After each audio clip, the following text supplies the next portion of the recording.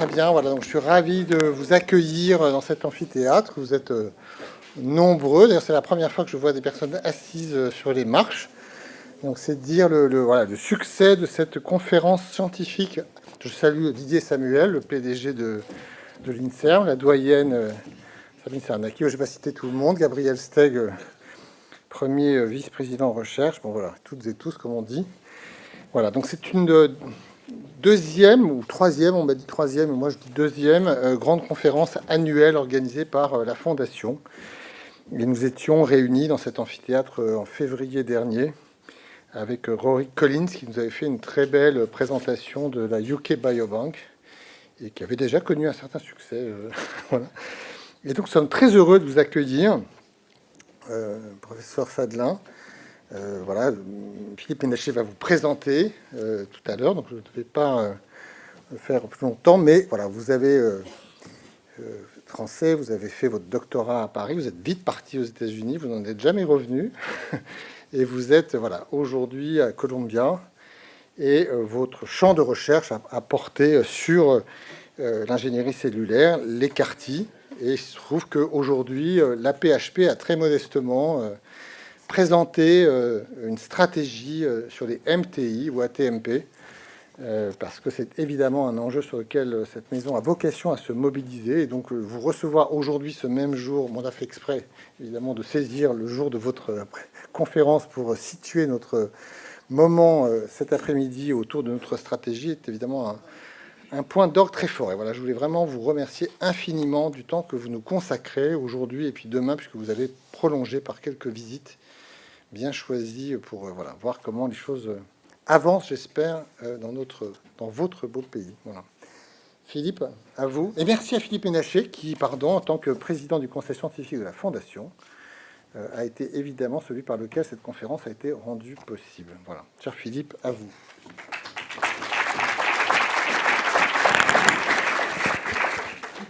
Merci beaucoup.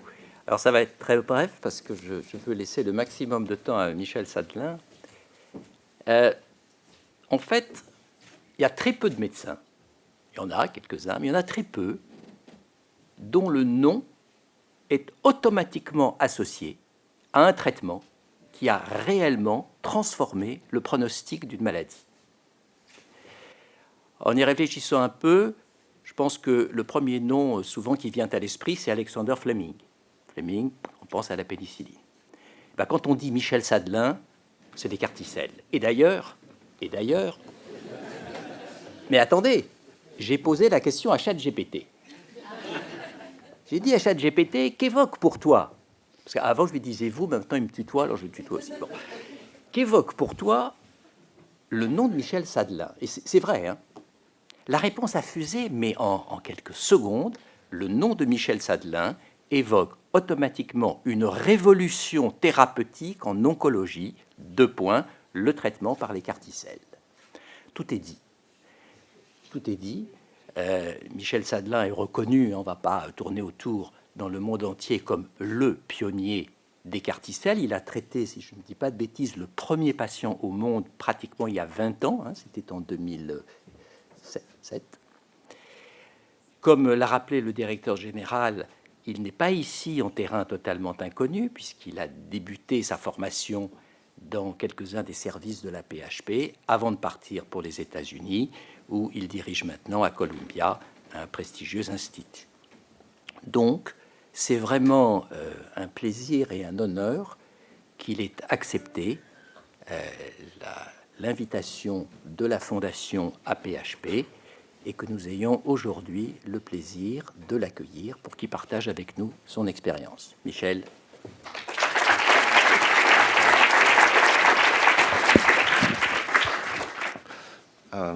Merci Philippe pour ces mots très gentils. Merci à tous d'être venus. Merci aux organisateurs pour l'invitation. C'était une après-midi passionnante. Et maintenant, à mon tour de jouer. Je vais essayer en français, mais je ne garantis pas que j'y arriverai. J'espère que vous ne m'en voudrez pas si je... If I switch to English now and then. Parce que sinon, on sera là jusqu'à 8h ou 9h si je cherche mes mots. Donc, C'est un peu l'histoire de ces cellules CAR T-cells que je vais vous raconter aujourd'hui, en remontant au début, avant l'histoire même, vous allez voir, et en parlant à la fin, bien sûr, de projets courants et un peu de future directions. Disclosures, if you are interested. Je crois que nous savons tous que nous sommes ici en partie grâce à notre système immunitaire qui nous protège contre toutes sortes d'envahisseurs, des bactéries, des virus, des parasites, et que sans système immunitaire, nous ne serions pas là. Si on remonte très très très très loin dans l'histoire, il y a 450 millions d'années,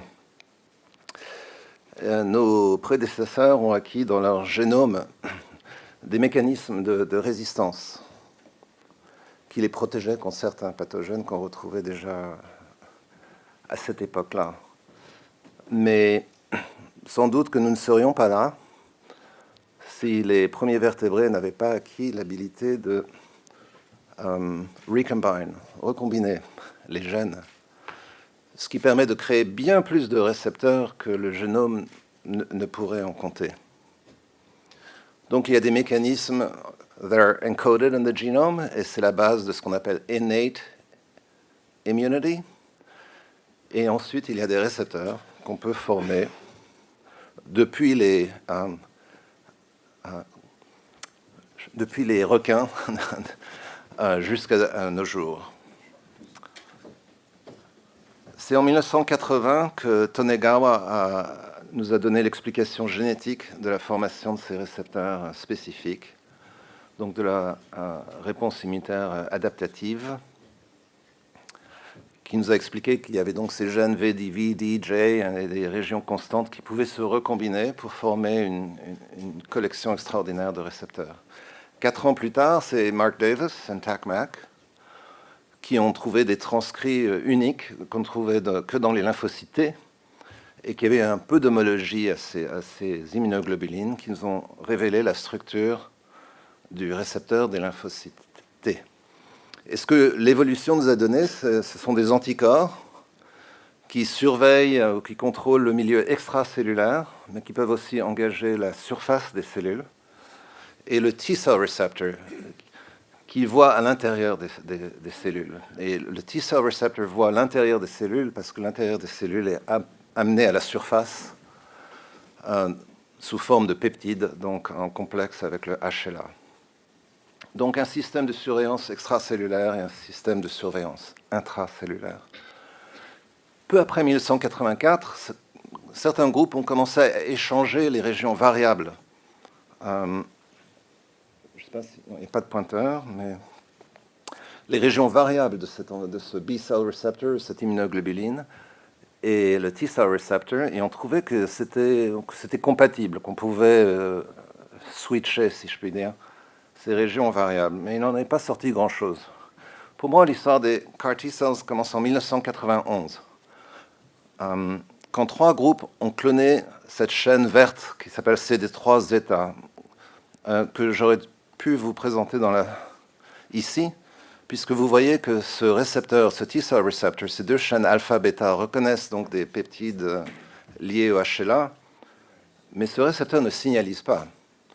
Il est associé à d'autres molécules qu'on appelle aujourd'hui CD3 gamma delta epsilon et zeta, et ce sont ces molécules-là qui signalisent. Et en fait, c'est ce qu'ont découvert ces 3 groupes en 1991. They cloned the CD3 zeta chain, and this chain does not have an extracellular domain. Il n'y a pas de domaine extracellulaire, et donc ils ont créé les 3 fusions que vous voyez là. Ils les ont introduites dans des leucémies T, car à l'époque, c'était le modèle pour étudier l'activation des lymphocytes. Et grâce au domaine extracellulaire, avec un anticorps, they cross-linked these molecules. Il y avait un influx of calcium. Et ils ont donc découvert que la chaîne zeta pouvait initier l'activation des lymphocytes T. Peu après, 2 groupes, Zeli Ashar en Israël et Thomas Brocker en Finlande, en 1993, ont publié une variation sur ces fusions zeta. Vous voyez ici, en B, la substitution du domaine extracellulaire avec ce qu'on appelle un scFv, ce sont les chaînes variables légères et lourdes d'une immunoglobuline. Ils les ont exprimées dans des hybridomes, et ce faisant, ils ont découvert qu'ils pouvaient rediriger la capacité de ces hybridomes à se lier à des aptènes ou d'autres antigènes. Et c'est là où je dois introduire mon entrée dans l'histoire. Moi, j'étais allé, après mon PhD en immunologie au MIT, donc à Cambridge, Massachusetts, avec le désir d'introduire des gènes dans des lymphocytes, ce qui n'avait jamais été fait. Et le MIT était un des rares centres à l'époque où le début du transfert de gènes dans les cellules de mammifères commençait. Et j'étais entre autres dans le résultat de Richard Mulligan. Et en 1992, j'ai présenté certains de ces travaux. J'ai retrouvé l'image qu'il y avait dans mon poster à Budapest en 1992. C'était avant que le gène de la GFP n'existe. Pour les plus jeunes qui croient que le gène GFP, ce reporter a toujours existé, non, il n'existait pas encore. C'était le gène LAC-Z.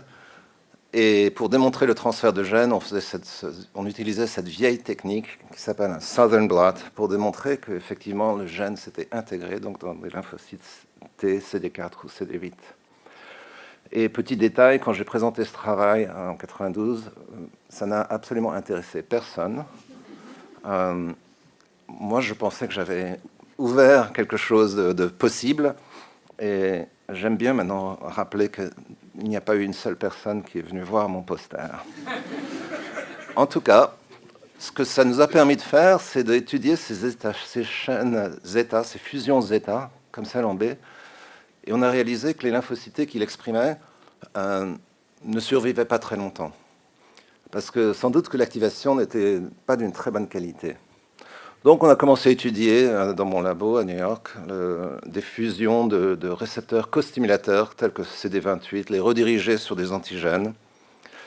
Et ce faisant, on a compris que finalement, si on combinait des domaines de signalisation, tels que je vous le montre là, à droite, non, vous ne voyez pas mon pointer, mais en D, qu'on pouvait finalement créer des molécules, qu'on pouvait donc introduire dans des lymphocytes qui donc acquéraient la possibilité de reconnaître très spécifiquement cet antigène, qui pouvait tuer les cibles, qui commençaient à se multiplier, et on pouvait même les restimuler in vitro 2, 3, 4 fois. Il nous fallait bien sûr une cible pour avancer ces projets. Pointer? Okay. Oui, merci. Et on a choisi CD19. Donc en 2003, on a publié ce papier. C'était avant que les souris Nod-SCID n'existent, là encore pour les experts, pour les plus jeunes. C'était des souris SCID beige. On y introduisait donc des leucémies ou des lymphomes B, car on ciblait la molécule CD19. Et une seule infusion donc, de ces lymphocytes humains prélevés du sang périphérique, transduits avec des vecteurs rétroviraux, qui donc codaient pour un gène synthétique, lequel produit ce récepteur artificiel que cette année-là, on a baptisé avec le nom de CAR, qui reconnaissait synantine, pouvait éliminer donc, ces tumeurs implantées dans ces souris. Et on me demande parfois pourquoi avons-nous choisi CD19. Well, sans rentrer trop dans le détail, il y avait plusieurs raisons. On savait quand même que les lymphocytes T avaient une meilleure chance d'aller dans la moelle du receveur qu'à d'autres sites. On pensait aussi qu'on avait une meilleure chance de faire approuver notre protocole en travaillant avec les services de leucémie, un lymphome plutôt qu'un cancer du poumon ou un cancer du rein. On a choisi CD19 parce que on trouve cette molécule à la surface donc, des tumeurs, des tumeurs B. On ne les trouve que dans le B-cell lineage, on ne les trouve pas dans les cellules hématopoïétiques, donc ces cellules ne devraient pas détruire les cellules hématopoïétiques, et donc ce traitement en théorie ne devrait pas avoir besoin d'un bone marrow transplant rescue. Je suis désolé de bafouiller un petit peu entre le français et l'anglais. Que bien sûr, ces lymphocytes B ne sauraient pas faire la différence entre un lymphome B et les cellules B normaux, qui ont tous CD19, mais que même si ce n'était pas idéal, c'était quand même acceptable. Les médecins savent très bien gérer l'aplasie B. Et on pensait aussi, et beaucoup, qu'il y aurait peut-être une réponse immunitaire contre le CAR, parce que c'est une molécule de fusion. En plus, le scFv était d'origine murine, Et on craignait qu'il y aurait une réponse d'anticorps contre le CAR. Et on s'est dit, bah, si finalement on détruit tous les lymphocytes B, c'est pas plus mal. On évitera peut-être cette réponse. Et c'est ce qui est arrivé. Et donc c'est ce papier qu'il a montré. Et ensuite, il n'y avait bien sûr aucune industrie intéressée dans les thérapies cellulaires à l'époque. Les CAR T-cells ne sont pas la première thérapie cellulaire. Il y en a eu bien d'autres avant. Mais c'est la première qui, comme vous le savez, a finalement intéressé l'industrie pharmaceutique. Mais elle n'existait pas encore en 2003, 2004, 2005. Et donc il a fallu mettre au point ce processus. À mon centre, j'ai eu la chance de recruter Isabelle Rivière. Comme vous l'avez deviné, elle est française. Je l'avais rencontrée au MIT. Et elle a changé sa carrière pour finalement venir travailler avec moi. C'est elle qui a mis au point beaucoup de ce processus en collaboration avec mon labo. Et donc, car assembly, l'assemblage de ces cars, well, c'est à la frontière de plusieurs domaines. On apprend beaucoup de l'immunologie, bien sûr. Aujourd'hui, c'est le tumor microenvironment. C'est fondé sur le genetic engineering. Au début, c'était les vecteurs rétroviraux. Maintenant, il y a toutes sortes d'options pour modifier ces lymphocytes. Il a fallu créer donc ces récepteurs artificiels qu'on a nommés chimeric antigen receptors. Leurs cibles sont différentes des cibles des lymphocytes T normaux qui reconnaissent donc HLA peptides. Il faut des molécules à la surface et CD19 était notre premier exemple. Bien sûr, il fallait, si cette thérapie allait voir le jour, il fallait relever ses manches, se mettre au boulot et le faire parce que sinon personne ne l'aurait fait puisqu'il n'y avait pas d'industrie à l'époque. Et bien sûr, ce que ça veut dire, c'est qu'il fallait se familiariser avec les principes des CGMPs pour développer un processus qui soit compatible avec ce que la FDA voudrait. Il y a 3 centres qui ont ouvert des essais thérapeutiques. Nous étions le premier en 2007, mais nous avons donné nos molécules à Steve Rosenberg au National Cancer Institute, qui a aussi ouvert un clinical trial. Et un peu plus tard, Carl June a obtenu une de ces molécules, j'y reviendrai peut-être, et a ouvert aussi des essais thérapeutiques. Mais les premiers résultats cliniques sont arrivés à peu près en même temps, et je crois que c'est une bonne chose, parce que ça a tout de suite convaincu le monde scientifique et clinique. Donc, je prends un exemple de notre papier, là, c'est dans les leucémies aiguës lymphoblastiques, relapsed and refractory, moelle assez remplie de plein de blasts qui sont positifs pour CD19. Pas une très belle photo, mais c'est comme ça dans le papier.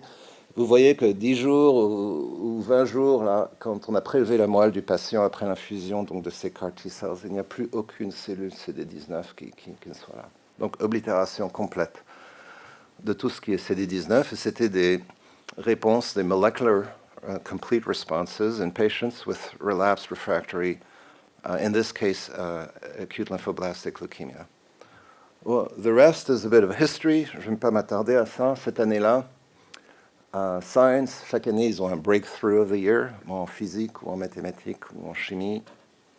Cette année-là, c'était pour la cancer immunotherapy, c'était bien sûr surtout pour les checkpoint blockades, les anticorps donc, qui bloquent l'action de CTLA-4 et PD-1, mais ils avaient mentionné qu'il semblait qu'il y avait quelque chose d'autre qui était en train d'arriver, et c'était les CAR T-cells. Et c'est en fait dans une conversation avec notre journal local, en essayant d'expliquer tout ça, que c'était pas prévu, mais je lui ai dit, well, these cells are living drugs. They're living drugs because they're cells and they're alive, and they're drugs because they have been reprogrammed, retargeted, repurposed. It's not their original function. They perform tasks that natural cells would not perform. Désolé pour l'anglais encore. Vous reconnaissez ici peut-être les 2 premières molécules qui ont été approuvées par la FDA en 2017 et l'année suivante par l'IMA, l'agence européenne. Elles sont toutes les 2 spécifiques pour CD19. Elles ont toutes les 2 cette structure de double signalisation, un domaine d'activation et un autre domaine, le plus souvent qui est emprunté à une molécule dite costimulatrice. Celle de gauche, c'est celle que nous avions publiée l'année précédente, enfin en 2002, avant le papier sur CD19. que nous avons donc donné au NCI, qui est, en fait, a été incorporé dans un médicament qui est vendu par une compagnie qui s'appelle Kite. Donc c'est notre séquence, même si ça ne vient pas directement de nous. Et l'autre CAR T-cell utilise le domaine costimulateur de 4-1BB. Et là, on a été scoopé dans la publication. Nous y travaillons aussi, mais c'est Dario Campana à St. Jude qui était le premier à la publier. Il l'a donné à Carl June, et Carl June a fait des essais thérapeutiques avec ces CAR T-cells. Je ne vais pas parler de costimulation aujourd'hui, mais c'est assez remarquable. Je trouve que ces deux molécules qui ont une structure similaire vue de loin, mais qui sont vraiment très différentes dans leur mécanisme de signalisation, toutes les deux donnent des très bons résultats, au moins dans les leucémies. Dans les lymphomes, on commence à voir que ces cellules, en fait, qui activent qui activent CD28, désolé pour mes mots qui me manquent, ont des effets plus prononcés. Il y a aujourd'hui 7 molécules CARs qui sont approuvées aux États-Unis, 5 qui ciblent CD19, 2 qui ciblent B-cell maturation antigen, qui est un antigène que l'on trouve dans les cellules plasmatiques et aussi dans le myélome. Certaines de ces molécules signalisent sur la base du 4,1-BB et d'autres du CD28. Et donc, il y a plusieurs indications maintenant où ces CAR T-cells sont approuvés. Il n'y en a pas encore pour toutes les maladies B. Par exemple, chronic lymphocytic leukemia n'a pas encore de médicaments approuvés. Mais ça viendra. Il y a un nombre d'études, je ne vais pas on pourrait parler amplement des résultats cliniques, mais ce n'est pas ce dont je vais parler aujourd'hui. Mais j'ai pris 2 exemples, ce n'est pas mon travail. C'est des résultats de grandes séries, des boîtes pharmaceutiques à ce stade, mais juste pour vous montrer que dans ces patients with relapsed refractory diffuse large B-cell lymphoma, DLBCL, bon, tout le monde n'est pas guéri, mais il y a une fraction de ces patients que vous voyez là, peut-être 40% dans le DLBCL. On pourra bientôt dire qu'ils sont guéris. Je ne sais pas s'il faut attendre 10 ans pour ça, mais vous voyez qu'il y a cette courbe de survie très stable. Même chose avec un autre CAR qui utilise la signalisation 4-1BB. Là aussi, supérieur au standard of care, et là aussi supérieur au standard of care. Et juste pour vous montrer un exemple du BCMA, ce n'est pas mon travail non plus, il y a 2 molécules CAR qui sont approuvées. Celle-ci qui s'appelle Cilta-cel, qui utilise 2 éléments VHH, ce n'est pas un SCAV, qui toutes les 2 se lient à BCMA, qui donne des résultats aussi très remarquables en comparaison au standard of care dans des multiple myeloma that are refractory to several prior treatments. Et l'autre est moins remarquable, mais il est quand même pas si mal, celui-ci avec un SCAV 4-1BB zeta, vous voyez. Mais il y a eu un deuxième tsunami dans le monde de la médecine quand Georg Schett, en Allemagne, avec Andreas Mackensen, ont fait, non pas un essai thérapeutique, mais on a compassionate basis. Ils avaient un instrument pour produire ces CAR T-cells anti-CD19, et ils ont traité au début une patiente, et ensuite quelques autres, chez qui ils n'arrivaient pas à contrôler vraiment leur lupus érythémateux. Et ont obtenu des réponses vraiment très spectaculaires dans les premiers 5 et 10 patients. Ça a déclenché une vague d'essais thérapeutiques planétaires, vraiment. Aux États-Unis, il y a plus de 20 ou 25 essais thérapeutiques maintenant dans les maladies auto-immunes, avec ces mêmes anti-CD19 que ce qu'on avait développé donc pour le cancer. Et en Chine, je ne sais pas, mais c'est encore plus. Donc, il est trop tôt pour conclure, mais on voit déjà des résultats très intéressants donc, dans le lupus. Avec mes collègues à Columbia, nous avons reviewé les résultats qui avaient été présenté au plus grand congrès de rhumatologie en 2024. Il y avait du data sur 145 patients à peu près. Et comme vous voyez, 70% ou 90% ont une amélioration clinique sur la base de différents tests qu'on applique dans ces maladies. Mais surtout ce chiffre, 84% n'ont plus de traitement, n'ont plus d'immunosuppression, n'ont plus de corticostéroïdes. Il est trop tôt pour dire si ces réponses seront durables, mais ça explique cette vague énorme d'essais thérapeutiques dans les maladies auto-immunes aujourd'hui. En plus, en outre, les CAR T-cells ont un profil sécuritaire excellent dans ces maladies auto-immunes. Il y a moins de toxicité que ce qu'on voit chez les malades, chez les malades avec un lymphome ou une leucémie, moins de ces réponses de cytokines, moins de neurotoxicité, etc. Et donc, il semblerait qu'on soit on the verge of maybe curative therapies in rheumatology. De même, aujourd'hui, en neurologie, myasthenia gravis, toutes sortes de myositis, neuritis optica, mais surtout multiple sclerosis. Une vague d'essais thérapeutiques qui donc utilisent ces CAR T-cells anti-CD19. Je ne parlerai plus de clinique maintenant. Donc, que faisons-nous aujourd'hui? Eh bien, il a peut-être fallu 30 ans pour en arriver là, mais je pense que c'est juste le début de l'histoire. Il y a beaucoup à améliorer, bien sûr. Can we create a more sensitive T-cell? Une cellule qui puisse détecter un petit nombre de molécules à la surface de la cellule ciblée. Je vais y revenir. Une cellule qui saurait faire la différence entre la cellule tumorale à éliminer, mais qui n'éliminerait pas la cellule normale qui lui correspond. Surtout, peut-on fabriquer des lymphocytes qui sont plus, disons, puissants et qui ont une action plus soutenue dans le temps. Ça semble particulièrement critique pour les tumeurs dites solides. Est-ce qu'on peut produire des lymphocytes en dehors du corps humain, à partir de cellules souches, par exemple? Est-ce qu'on peut, bien sûr, réduire les toxicités qui existent? Je n'en ai pas parlé, il y aurait beaucoup à dire. Et je n'ai aussi pas dit qu'il faut infuser ces lymphocytes T après une chimiothérapie très brève, que souvent on appelle conditioning chemotherapy. Ce serait bien de pouvoir l'éliminer si on y arrive. Et un autre grand sujet du jour, est-ce qu'on peut réduire le coût de ces thérapeutiques?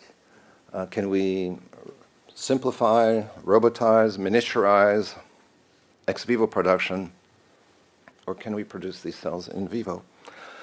Alors bien sûr, je ne vais pas aborder tous ces sujets, il y en a beaucoup trop, et nous n'avons pas le temps, mais je vais vous parler de quelques projets de mon laboratoire qui adressent certains aspects de toutes ces questions. Donc ça, c'est les sujets sur lesquels nous travaillons. On s'intéresse beaucoup à ces CAR et leur signalisation, et il reste encore beaucoup à faire, je vais vous le montrer dans une minute. On s'intéresse à faire des lymphocytes plus intelligents qui puissent choisir entre une cellule tumorale ou une cellule normale. Et là, on parle de logic gating, et je vais y revenir. Bien sûr, grâce à CRISPR et tous les dérivés de CRISPR, il y a toutes sortes d'autres modifications maintenant qu'on peut amener à ces lymphocytes. Je dirai un mot sur un in vivo screen.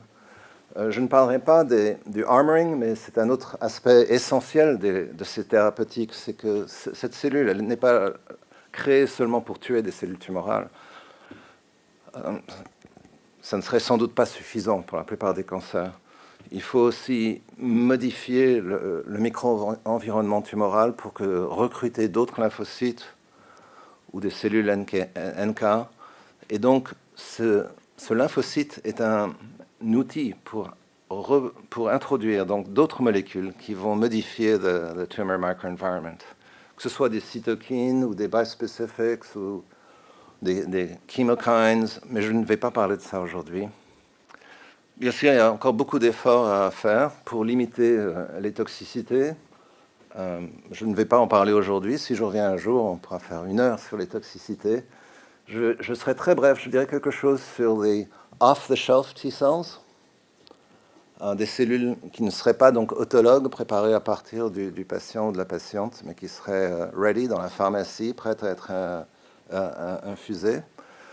Je dirais un mot sur le sujet, the hot topic, très récent de in vivo CAR T-cells, et aussi un mot sur la production de ces cellules dans le monde académique. Mais d'abord, les molécules de signalisation. Et je remonte au début de l'histoire, là encore, ces premiers CAR qui donc ont combiné le domaine d'activation de la molécule CD3-zeta avec le domaine cytoplasmique de la molécule CD28. La clinique nous a clairement montré que ces lymphocytes ne duraient pas aussi longtemps que ceux qui ont le domaine de 4,1-BB. Ce sont par contre des lymphocytes plus puissants, avec des effector functions qui sont supérieurs. Et c'est pour ça que les résultats dans le lymphome, par exemple, avec ce CAR, est supérieur à celui qui utilise les molécules 4,1-BB. Mais c'est pour ça aussi que ces CAR T-cells ont plus de toxicité que les 4,1-BB. Ils marchent mieux, mais ils sont plus toxiques. Et pendant un certain temps, nous avions pensé que c'était inéluctable, que c'était une propriété de CD28 et de CD3-zeta. Mais nous nous sommes demandé si, en fait, cette signalisation n'était pas excessive. Un paradoxe pour nous, parce qu'on avait passé plusieurs années à comprendre que finalement, il fallait combiner ces domaines pour augmenter la signalisation dans le lymphocyte, mais peut-être que c'était trop. Et donc, on a créé ces mutations dans ces domaines verts que vous voyez, que les immunologistes ont très bien définis depuis des années, les 3 items qui sont à la source de l'activation des lymphocytes. Donc, on pouvait inactiver l'un ou l'autre, etc. Et là, c'est un vieux travail déjà. Je montre juste une étude in vivo. C'est une infusion de lymphocytes humains, donc, qui ont été modifiés avec ces différents CAR. Le CAR de base, donc, qui a les 3 items, c'est la molécule de Gilead Kite aujourd'hui, la nôtre à l'origine. Et ces différentes zeta qui n'ont qu'un seul item qui soit actif, le troisième, le deuxième ou le premier. Et clairement, ce 1XX est supérieur aux autres. On a des explications sur le mécanisme en très résumé. L'activation qui est produite par cette molécule 1XX produit encore des fonctions effectrices, disons, excellentes, mais qui est atténuée de telle façon que ça ne supprime pas la mémoire et le self-renewing capacity of these lymphocytes. So it's a balance between effector function and self-renewing functions. Donc nous avons voulu tester ce 1XX dans la clinique, et je pense que je vais parler en anglais parce que sinon on sera encore là à minuit. I'm sorry. So this is the 191XX molecule. We swapped the scFv. This is the original, the first scFv that was used by us at MSK. With this affinity, it binds to the site on CD19. We did the cryo-EM structure. This is the scFv that everybody else practically in the world has used because it was in the public domain. You might notice that it binds almost the same site on CD19, although with a different affinity. And then we created this one, which is human. These are murine. So these are the doses of the CAR T cells, the commercial CAR T cells that are administered to patients with various B-cell malignancies. 300 million for the 4-1BB CAR T cell, maybe 150 million for the CD28 CAR T cell. This is a purified product, so it's a bit different. So we thought that this 1XX could do better than these foundational models. And what can you do in a phase 1 trial? Well, not very much, but you can do a dose escalation starting very low, and we started at 25 million. So that's 10 times less than this, and then we went up. And you see the complete responses obtained in these patients with refractory DLBCL were actually very good. This is better than any approved product by a little bit. Of course, it's just a small study, but you see there's no dose response. So we did our expansion cohort, not as is typically done at the maximum tolerated dose, but at the lowest effective dose, this one, DO1. So anyway, in the end, we treated 16 patients with just 25 million CAR T cells, and the results turned out to be, again, very pleasing. 3/4 going into complete remission, and you see these are durable. We waited for a long time to publish this work. These are very stable. So we can achieve with just 25 million CAR T cells what requires 300 million CAR T cells with the Novartis products or the Autolus products.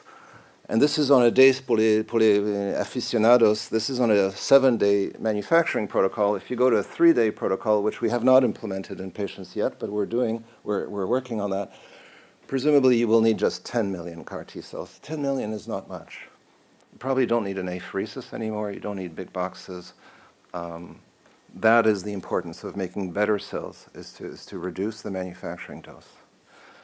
Next topic, a number of these patients who relapse sometimes do not have CD19 on the relapsing tumor, so it's negative. So of course the CAR T cells cannot do anything. But quite often the target antigen is still there, but they're at a lower level than it was prior to treatment. Several groups have reported this. I like this slide from the NCI. This is CD22. This is the number of molecules on the surface of tumor cells pre-treatment. Each dot is a patient, and this is the number of molecules that you see after relapse. So some are negative, although maybe these are very low. Negative or very low, but often it's there, but less than before. And there are many other examples of this in the literature. So this got us interested in the sensitivity of CARs. By sensitivity, I mean, what is the density of antigen that's required on the surface of a target cell for the CAR T cell to come by, stop, sit on that cell, form some kind of a synapse, and then go on to kill it? That's what I mean by sensitivity. So we thought we would compare it to the T cell receptor, the physiological receptor, which is well known to be highly sensitive, but we had to create a molecule for that comparison, and this is what we created here. So this is the TCR with the V alpha and V beta genes. This is the light and heavy chains of an scFv in a CAR. And we created this structure with Jorge and Justin through engineering at the TRAC locus in human peripheral blood T cells. We call this receptor HIT, which stands for HLA independent T cell receptor, because we thought this would recognize, for example, CD19 independently of HLA, just like a CAR, but it would signal like a T cell receptor, more or less. And that's what we found. These vectors are a lot more sensitive. So I just want to quickly show you data of what we can do now with this HIT receptor. So now the target is CD70, and the disease is renal cell carcinoma. And these are patient-derived xenografts, PDX from patients that have relapsed after various treatments. And we implant the PDX model in the lung or in the kidney. And then we treat these mice with CARs targeting CD70. These PDX models are brightly CD70 positive in culture. In the lung, great response. There's just 1 million CAR T cells here, great response. In the kidney, no good. 5 million or 10 million CAR T cells, enormous dose, still no response. We thought it was trafficking, that maybe the CAR T cells were not accessing the tumor in the kidney, but that's not the case. What we eventually realized was the issue was CD70 expression. This is what you see by immunohistochemistry, which is really quite similar to what you would see in patient samples. And here are FACS analysis from the same mouse. This is one PDX model called K7. CD70 is up in the lung, but it's downregulated in the kidney. Same thing here, downregulated in the kidney. And there's a whole body of work that I'm not going to go into. We uncovered at least part of the mechanism that leads to downregulation of CD70 at the kidney site. And you see at the kidney site, there's all these inhibitory marks, if you like, here on K27, trimethylated K27. And in contrast, in the positive cells, you see there is no mark on this K27. What you see are these more active marks on histone 4. There's a lot more to say, but that's not my topic for today. What we then thought was that these negative cells are not completely negative. They're actually expressing very low levels, which we can document with D-storm microscopes and and proteomics. They actually have a very low level of CD70. So the question was, would the HIT receptor be capable of detecting that low level of CD70? So here are some animal studies. And again, the tumor is implanted, you see, in the kidney of these mice, traced with bioluminescence. And our best CARs fail. By day 28, you see it's these curves here, like I showed you before. But the HIT receptor can clear. Now, there are eventually relapses with the HIT receptor. So if we supplement it with costimulatory help, using this method, which I will not comment on, it's been published in many papers before, now we get this rapid decline and durable response, targeting very low levels of CD70. We actually thought that it was so good that maybe this was bystander effect. There's more work. If we ablate the CD70 gene in the PDX model and create truly negative cells, then we see that the HIT receptors are incapable. We now can do this in models of pancreatic cancer and ovarian cancer, which are also inclined to expressing CD70. So that paper is in press. It's going to actually be published in 10 days or so. But back to the issue of sensitivity, we now have in this expanding family of receptors some that can go down to 1,000 or 2,000 molecules of the target to be effective. The CD28-based CARs are a bit more sensitive. Of course, the affinity, et cetera, plays the role, but still there's some emphasizing the role of signaling here. And these HIT receptors can go down to 200 or 100. And we think this will be important for solid tumors and expands the possibilities of targets that we could pursue. Third story on the signaling of CARs. And here it goes back to some immunology. We were reflecting on T-cell development. And as you form T-cells in the thymus, they first rearrange what's called the beta chain of the T-cell receptor. And when they do that in a productive way, it will associate with an invariant chain, also called pre-TCR alpha. And at that point, these cells attempt to rearrange an alpha chain. And if they do so, they successfully become a double positive T cell expressing an alpha beta T cell receptor. But during this time, these cells expand a lot. They're dividing as they are trying to rearrange the alpha chain. And so we started wondering, what could the signaling of this pre-TCR actually do? Obviously, these cells don't exhaust, they don't senesce. They're really expanding a lot, and the mechanism of that was unknown. So we went to the pre-T cell receptor and took the cytoplasmic domain and incorporated it into the CARs. And here I'll show you some in vivo results. I'll start with the therapeutic end. This is in a model of CD19 positive acute lymphoblastic leukemia. Low dose of CAR T cells, we do that, we call that a CAR stress test.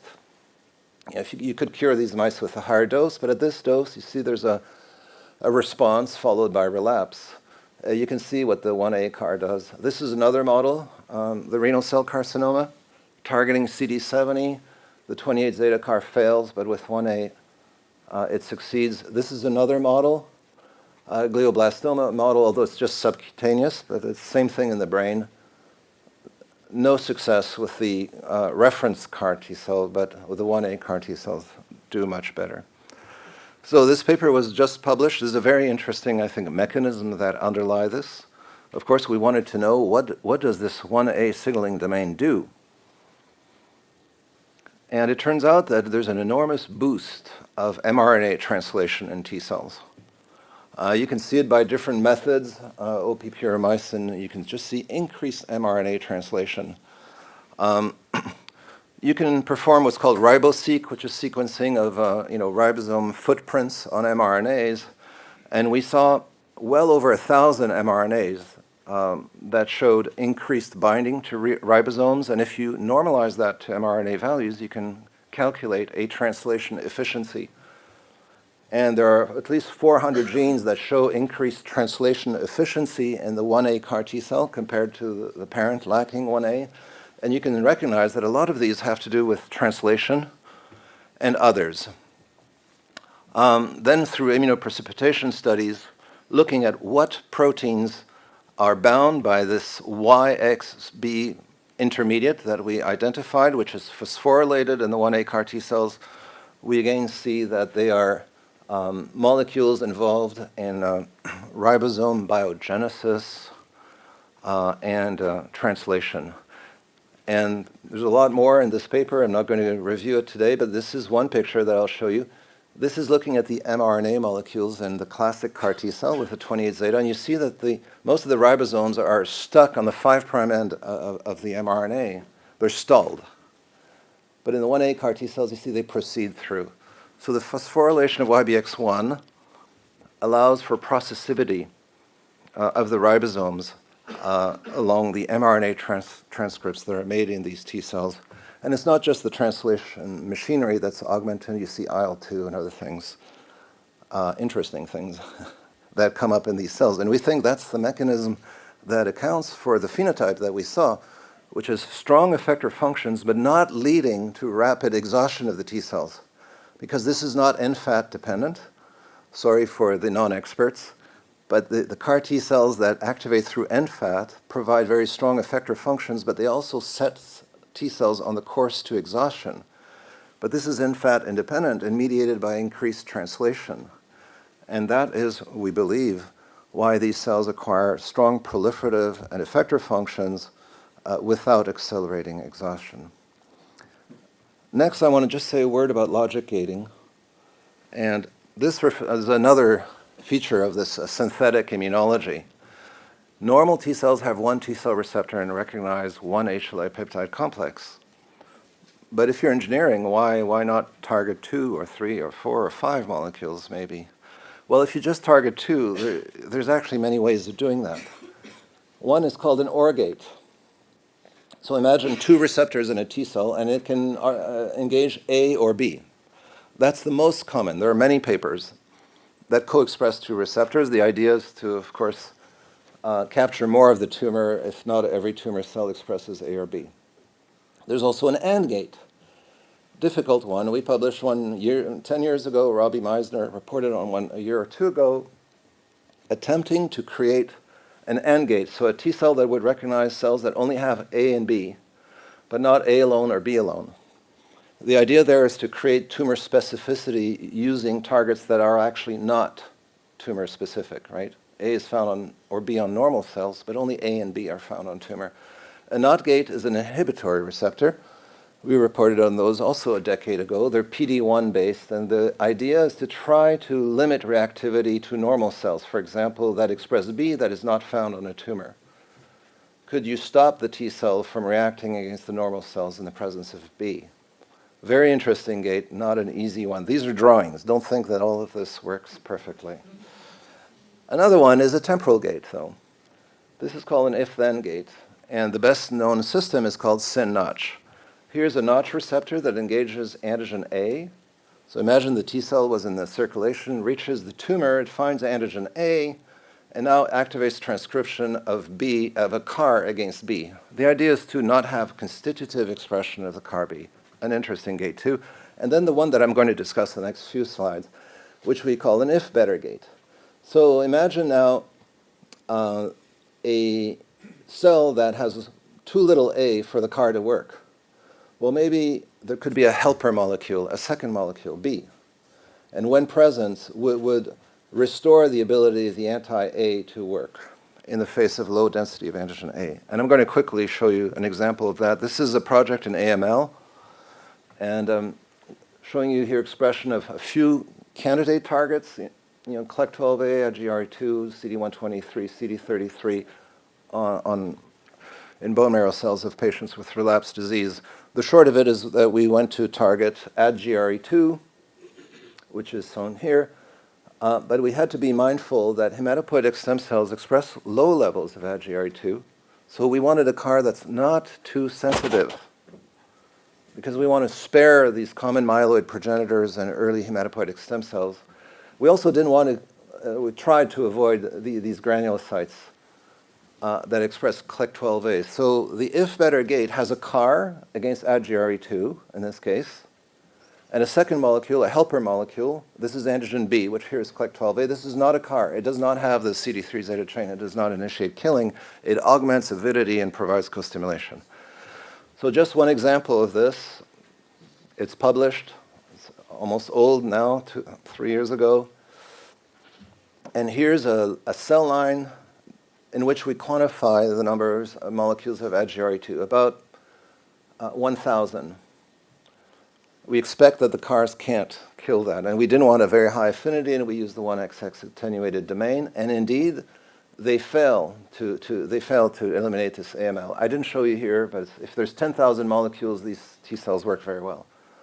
So now we express antigen B in these cells. And now you see there's still only 1,000 molecules of AdGRE2 or antigen A. And now you can see these cells work again.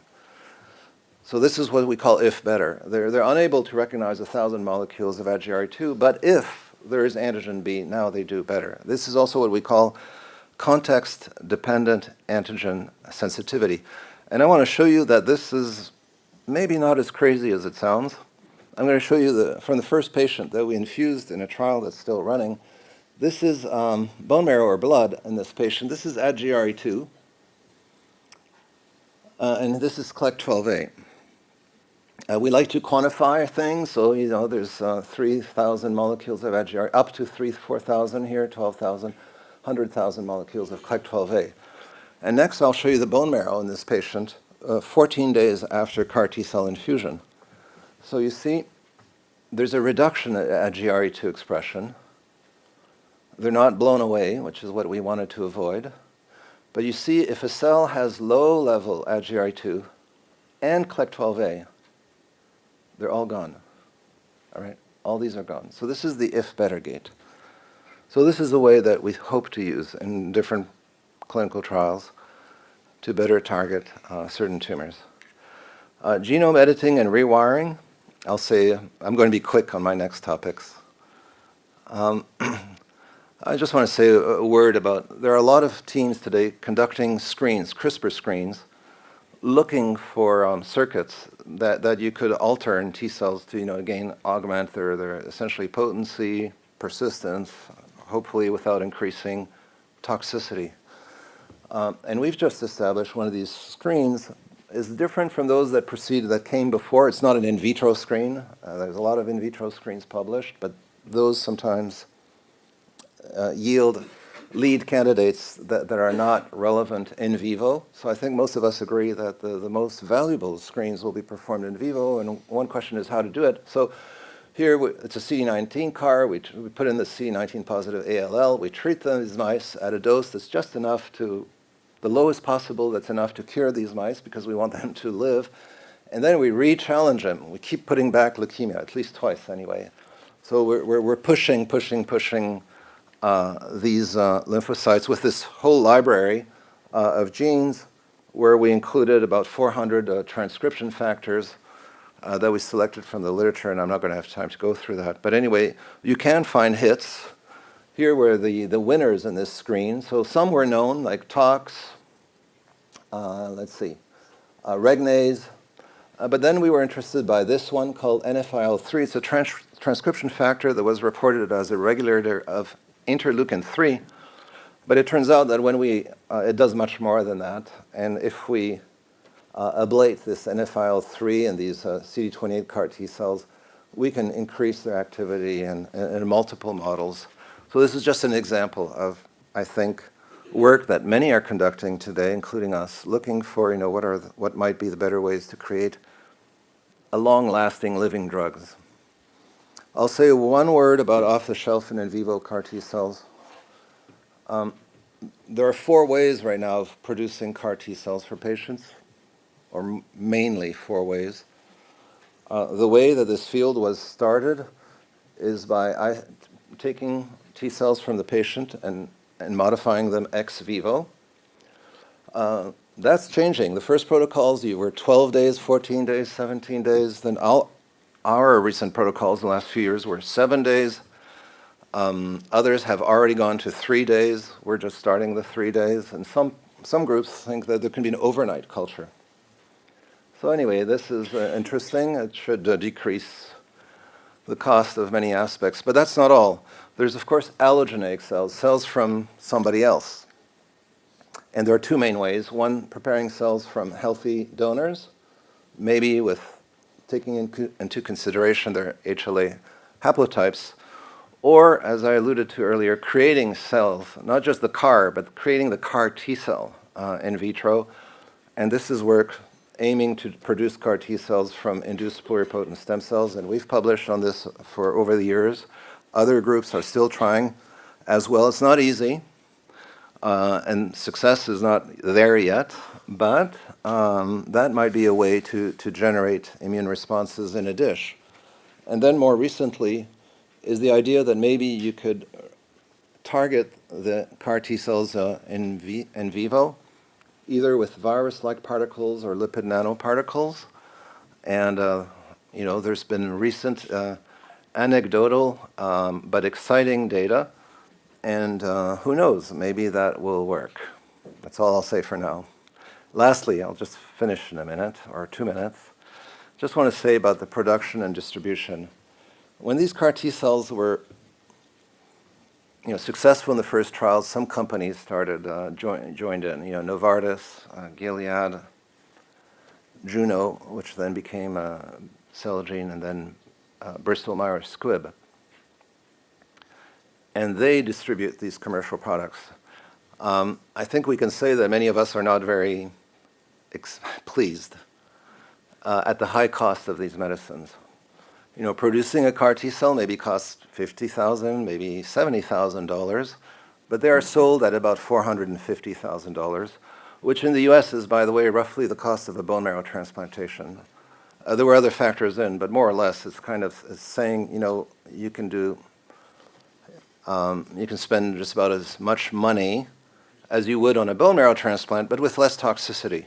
Although there is toxicity, but less than a bone marrow transplant. Some companies are advocating point-of-care manufacturing, where they would distribute vectors to local manufacturers. But I think that academic centers should be part of this. And that's certainly what we want to do. In our institute, we're establishing a not-for-profit process development to GMP manufacturing for cell and gene therapies. And the idea is that we will share these materials with collaborating centers. And anyway, I just wanted to mention that that's a model that we are working on, which is certainly a non-traditional. Of course, academic centers play a role in all the development, phase 1, 2, or maybe not 3, but certainly phase 1, 2. They're perfectly capable of making these cells. But once they're approved, we stop there. And I think anyway, that the academic centers should remain involved beyond for a number of reasons, for rare indications, for people who are not eligible in approved medicines, and frankly, for providing them at a lower cost. So to finish, I'm sorry if I'm a bit over time now. In terms of immune responses, the champion is this: active immunization. That's, of course, one of the most beautiful medicines. In cancer, then, we had another big breakthrough with the inhibition of negative regulation, unleashing tumor-specific T cells that some patients are lucky to have because they happen to have made these cells. I'll explain that in the next slide. And then the third pillar, I think, is based on human T cell engineering, for which CAR T cells are an example. And I just want to go back to checkpoint blockade and natural T cells and CAR T cells. There are evolutionary constraints on tumor immunity. Two of them in particular. One is that the physiological receptor is restricted by HLA. That's great for mankind, creates a lot of diversity. It makes it very challenging for developing a drug. because even for a given antigen, it's not the same TCR for different people because they have different HLAs. The second restriction is shown here in the context of checkpoint blockade. Where does checkpoint blockade work? It's a wonderful, amazing therapy that works for many malignancies. But where does it work? It works in patients with high mutational burden. And that's because not every mutation in an exon is immunogenic. Some estimate that just 2 or 3% of every mutations might be recognized by a T-cell receptor. So if you have 100 mutations, maybe you have 2 TCRs that recognize it. Well, if you have 1,000 mutations, well, maybe you have, 20 TCRs that can recognize it. Anyway, it is well established that checkpoint blockade fails in tumors with low mutational burden. And that's the ones I've circled in red here. That's the ALL, the CD19 ALL that we started from. These cancers may just have 10 mutations, enough to kill the patient, but not enough to be recognized by the natural immune system. And I think that's what CARs largely bring to oncology. My penultimate point is to say that these two CARs created the field, at least at the clinical level. I really think it's time to move on. I think they're about to be obsolete. There are so many more that are better. I showed you 3 from my lab, and other groups have some too. Industry is still stuck on these, understandably perhaps, but there are many more that are far better, and I think it's really up to us in academic centers to prove that. I showed you some data with the 1XX CAR, and we're trying to bring these to the clinic now. Finally, new CARs, new cell types, iPS, gamma delta, etc. I didn't talk about all that. Macrophage, neutrophils, all kinds of immune cells that now are engineered to fight different pathologies.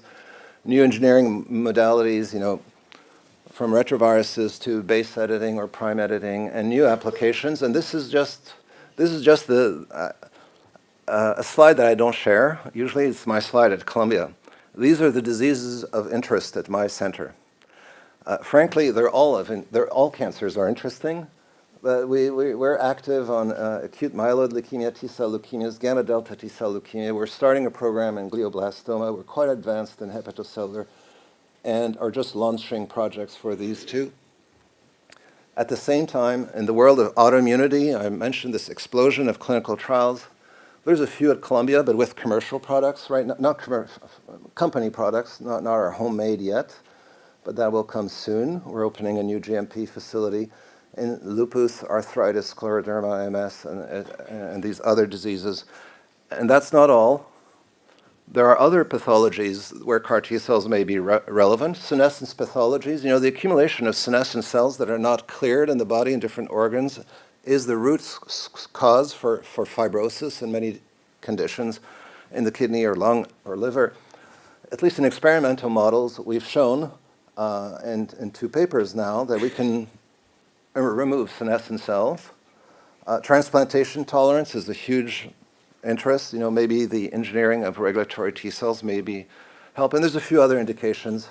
Who knows? Maybe life-threatening allergies and others where maybe CAR T cells could be useful. And I'll stop here for today. Thank you for your attention.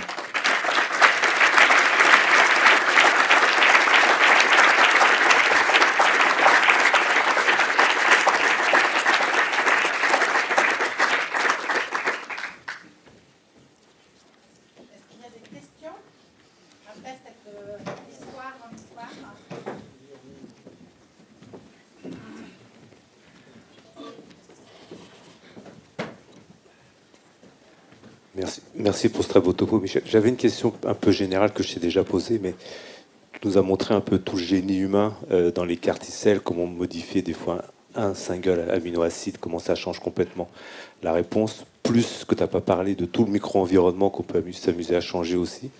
Comment tu vois le développement de tous ces changements? Parce que tu vas traiter 30 patients en phase 1, tu te dis, est-ce que c'est mieux que celui qui était avant? On ne sait pas. Et comment on va arriver, toi, comme tu l'as dit, l'industrie est restée stockée au premier quart historique ou préhistorique, mais maintenant, et tout ce qui marche bien derrière. Toi, parce quand tu as montré tes courbes, on est à 50% dans les lymphomes, 60% peut-être dans les leucémies, presque allez, 5% dans les cancers, 100% dans les maladies auto-immunes jusqu'à maintenant. Mais il y a beaucoup de choses à faire pour améliorer. Et comment tu vois tout ce qu'on peut faire? Parce que là, on a l'impression que c'est l'industrie qui va driver un peu ce qui va se passer, et que nous, en académique, qu'on a plein de questions à se poser, avec des cartes qui seraient meilleures, peut-être, et comment arriver en clinique, quoi. Merci pour cette question, très importante et pas si facile à gérer. Je suis d'accord, ça devient un problème. Il y a tellement de bons résultats. Qu'est-ce qu'on va amener en clinique? On ne peut pas tout amener en clinique. La première chose, je pense, c'est qu'il faut être beaucoup plus stringent dans les modèles. Ce qui s'est passé il y a 5, 6, 7, 8 ans, il y a eu un engouement pour le CAR T-cell.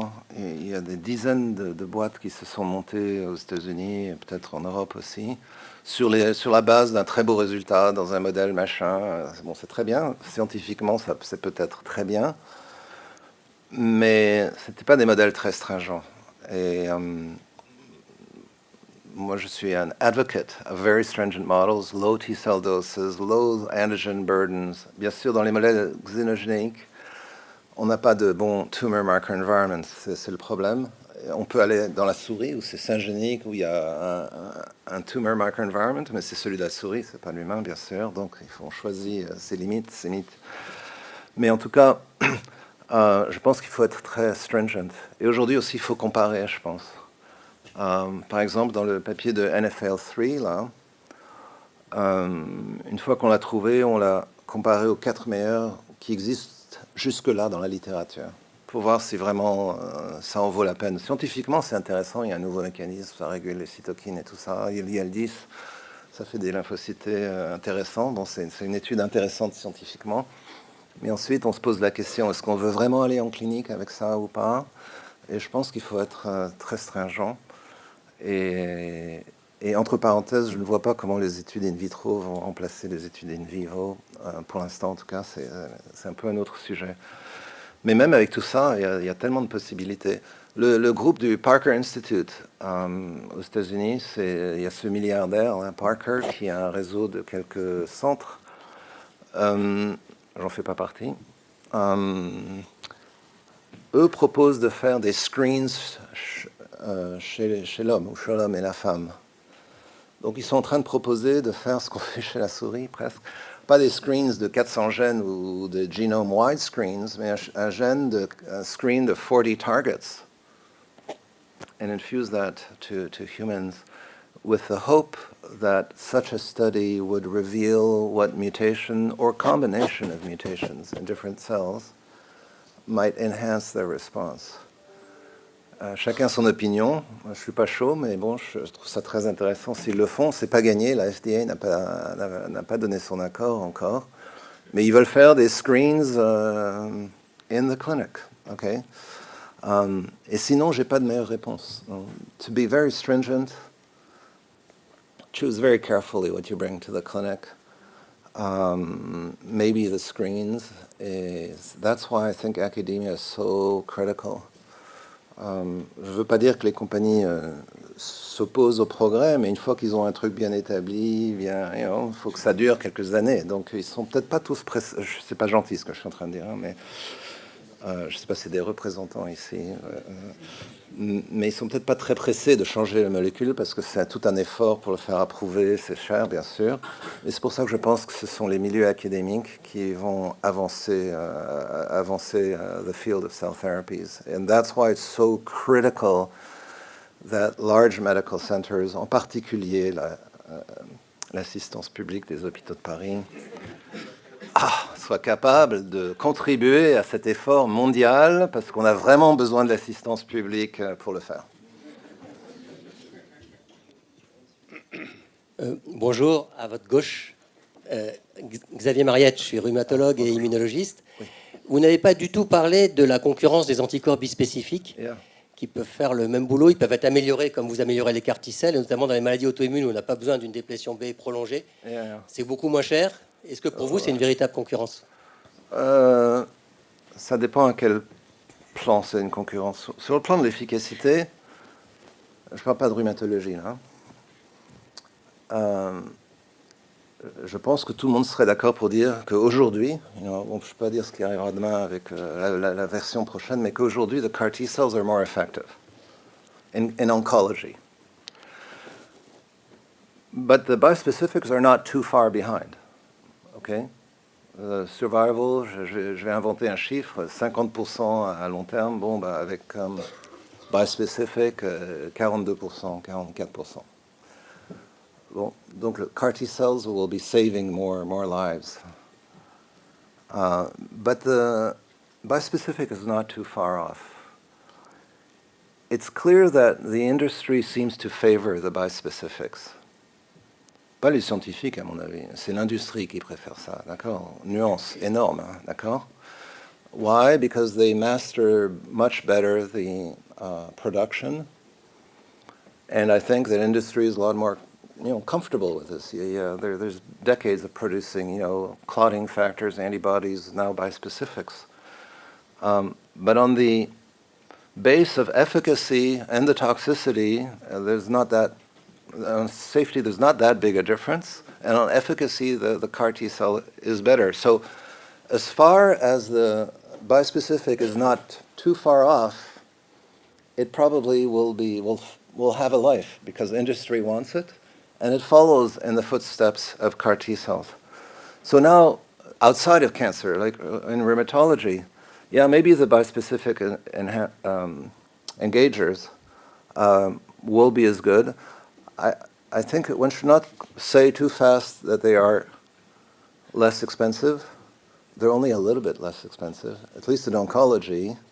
You need to track them for quite a long time, and they're not often as curative again, which I think needs to be factored in the price, because once you're cured, your cost to the system drops. Whereas if you're still getting your medicine for a long time, the cost really keeps going up. So I don't think that on cost, the argument is so strong, especially if now we reach a point where we lower the cost of CAR T cells. But anyway, let's see. It's clear. I think it's clear that industry is favoring that. But again, I want to be clear. It's not on the basis of evidence in the clinic. It's on the basis of level of comfort with manufacturing and profit margins. That's the basis, in my opinion. Michel, merci beaucoup pour ce très beau topo. Tu as parlé du One XS que on attendait tous d'une certaine manière. Yeah. Tu l'as développé au MSK. Takeda avait la licence de mémoire. Qu'est-ce qui devient? Parce que il y a des produits qui vont être arrivés ou pas? Et est-ce que dans une situation académique, il est disponible sans brevet ou pas?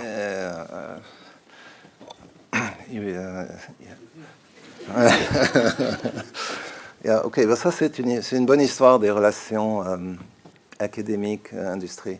So, quand on l'a publié, ils étaient intéressés et Takeda, il y a 6-7 ans, se lançait dans les thérapies cellulaires.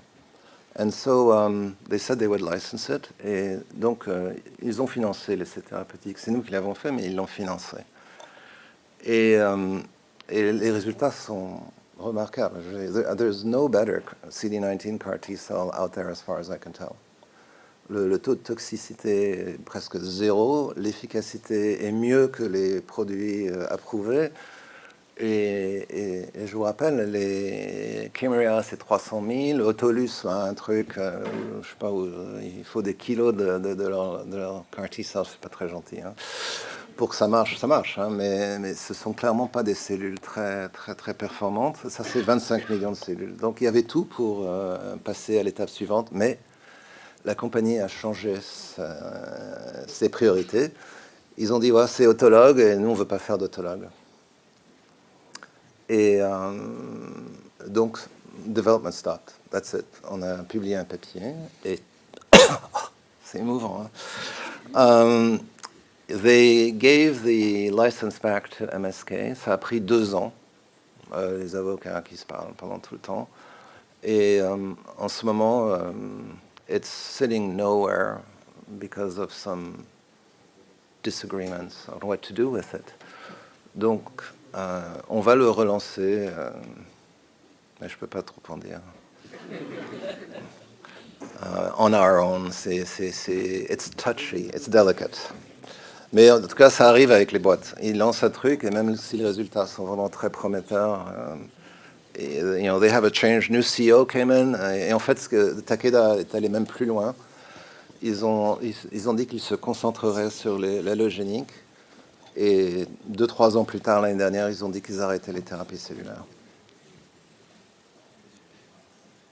Merci beaucoup. Je suis rhumatologue à Bicêtre. J'ai une petite question. En fait, est-ce qu'il y avait dans le pemphigus notamment des thérapies, des CAR qui ciblaient en utilisant l'antigène de Oui. la protéine de la desmogléine, Oui. qui sont un peu passés à la trappe? Est-ce que vous pensez que avec le HIT que vous avez, qui peut permettre de sensibiliser sur moins de cibles, est-ce que vous pensez que la combinaison d'un antigène et du HIT pourrait être la solution pour cibler les baies spécifiques de l'antigène dans les maladies auto-immunes? Ouais, il y a des résultats, il y a quelques résultats encourageants dans ces CARs qui sont antigènes spécifiques. Je dois dire que le CD19, bon, le CD19, ça balaye tout.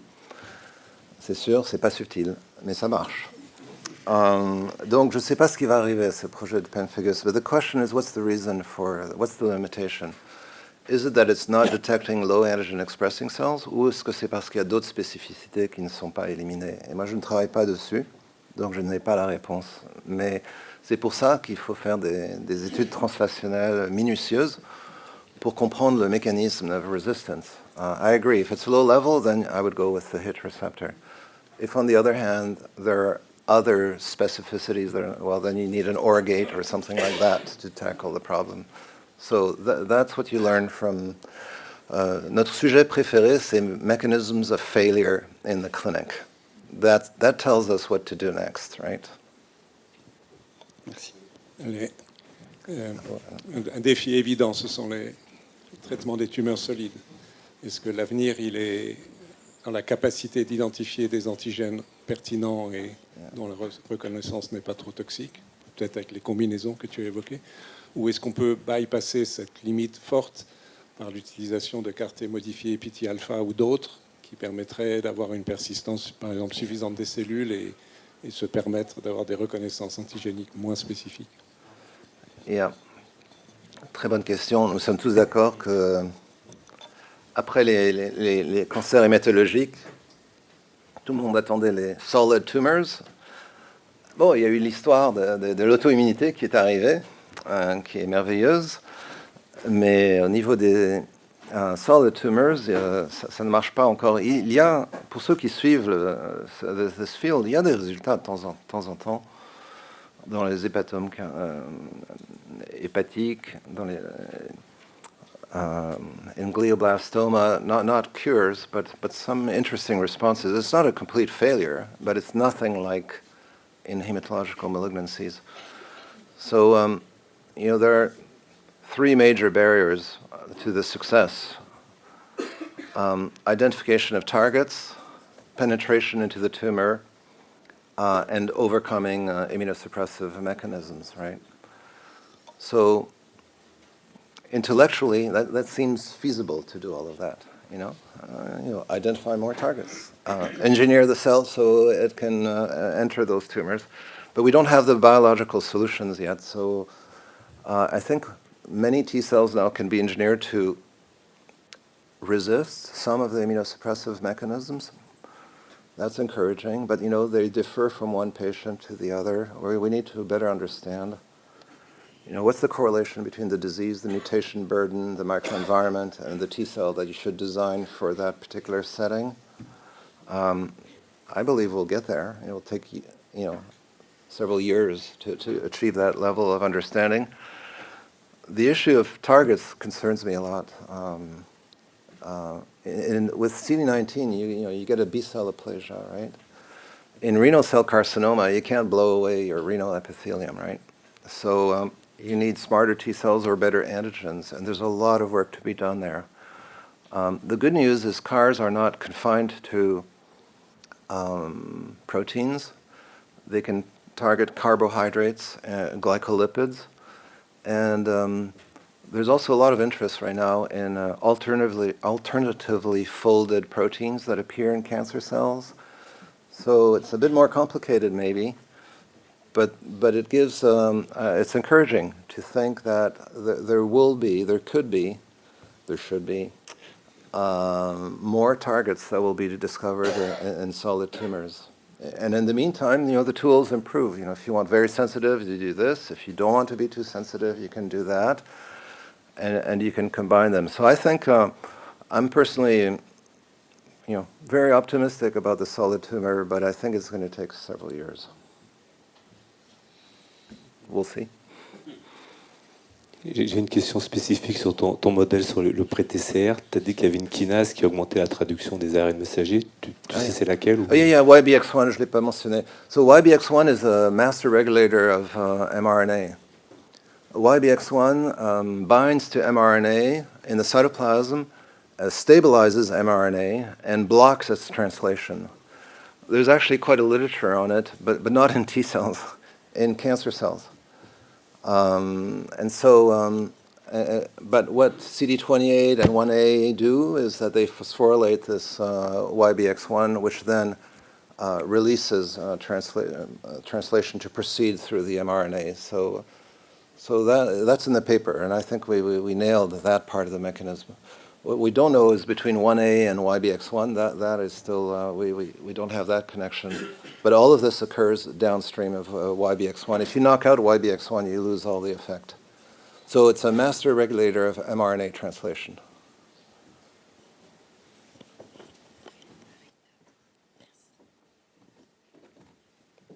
Merci beaucoup.